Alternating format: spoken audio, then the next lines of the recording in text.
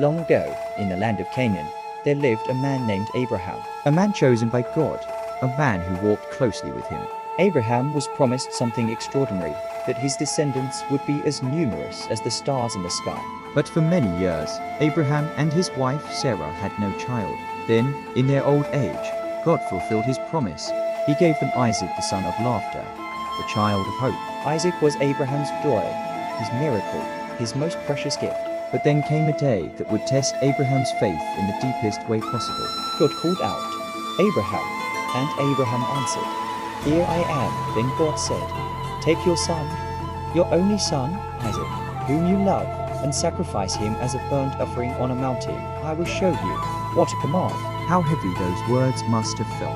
Abraham loved Isaac dearly. How could God ask such a thing? Yet Abraham trusted the one who had given him this son in the first place. So early the next morning, Abraham set out. He took Isaac, 2 of his servants, and the wood for the offering. For 3 days they traveled in silence.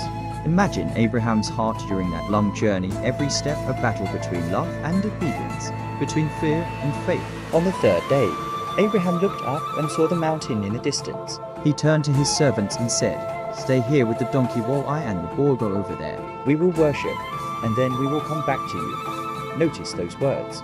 We will come back. Abraham's faith shone through. He trusted that somehow God would make a way.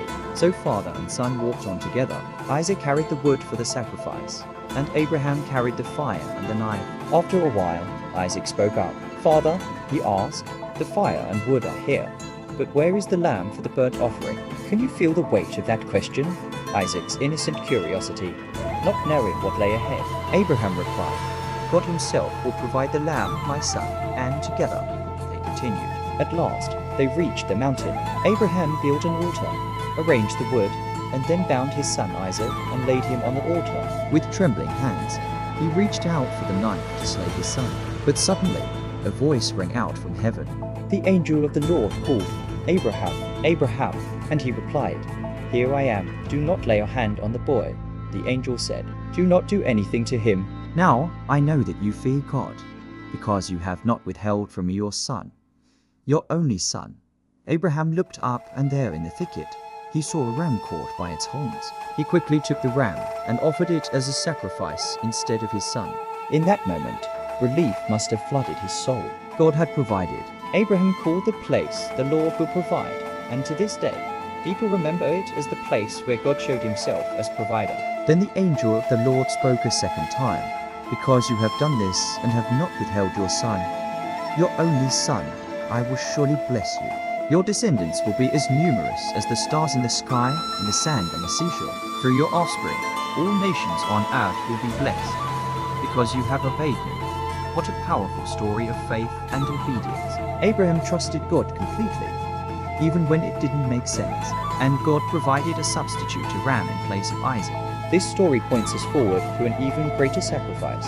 Many years later, on another mountain, God would provide his own son, Jesus Christ, as the lamb who takes away the sin of the world.